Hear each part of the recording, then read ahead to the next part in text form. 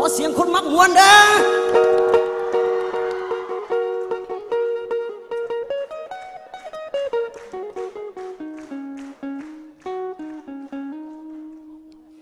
ละก่อนจากบ้านนา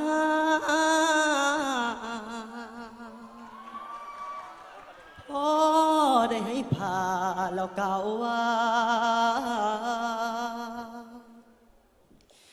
ยามที่เจ้าอ่อนล้าให้ใส่ผ้านี่เสร็จเห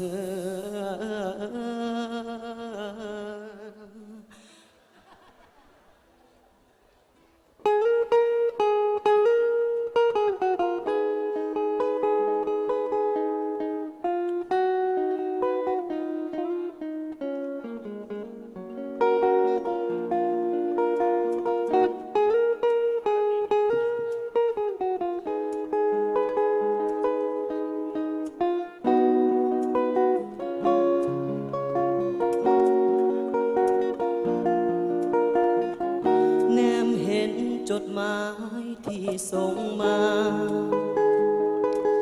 จากมารดาแม่หาทั้งบ้านเกิดเฮาจิตใจตื่นตันมือสั่นยื้อเอาสองจดหมายอย่างสุดทนอ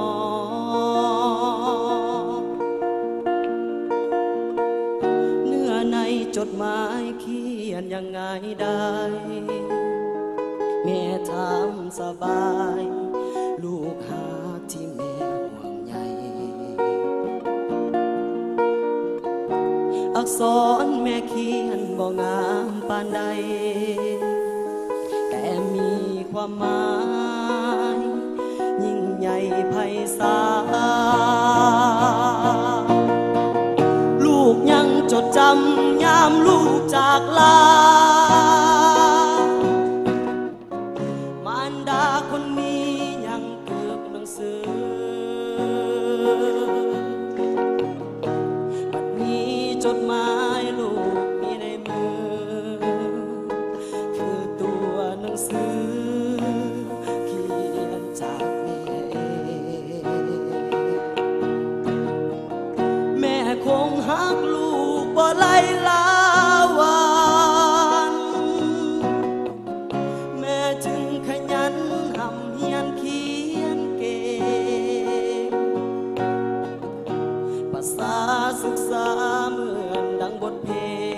งที่บรรเลงความหักแม่ลูกโอ้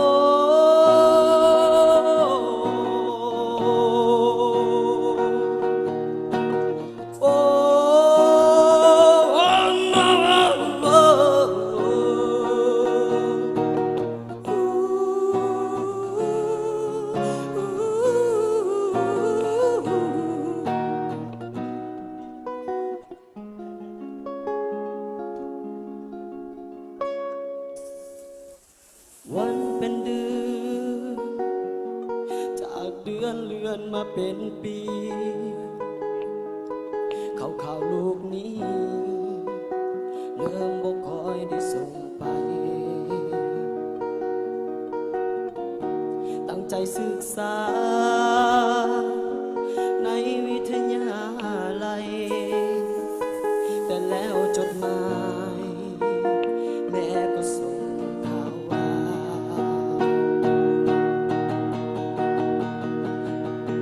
ค คือแม่บอกว่าพ่อบ่คอยสบายอยากให้ลูกกลับไปเยี่ยมยามเพื่อนแดแม่เฝ้าแต่รอพ่อเฝ้าแต่คอยหรือว่าลูกเลื่อนลอยลืมคนที่บ้านโอ้โอ้แม่คือว่าลูกบ่ทันในแต่ละวันต้องมุ่งในการศึกษาบ่มีเวลาจะไปหาพ่อบ่มีเวลาจะไปหาแม่เวลาจะดูแลตัวเองยังบ่มีเอาพอสำนี้แม่บ่ต้องส่งมา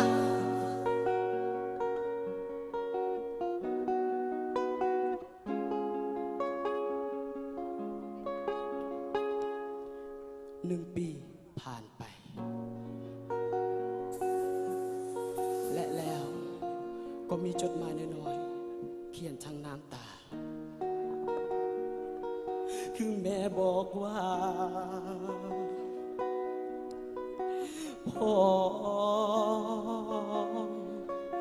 พ่อเจ้าจากไปแล้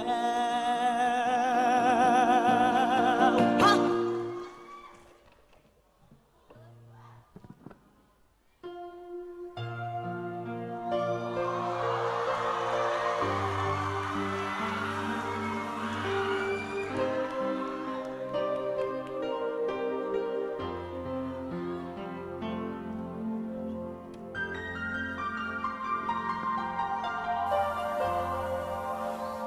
พ่อ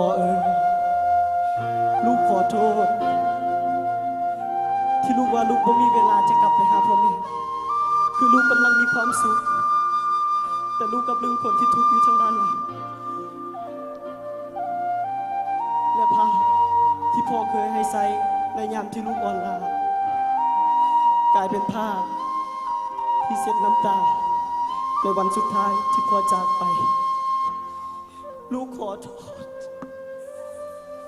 ลูกขอโทษ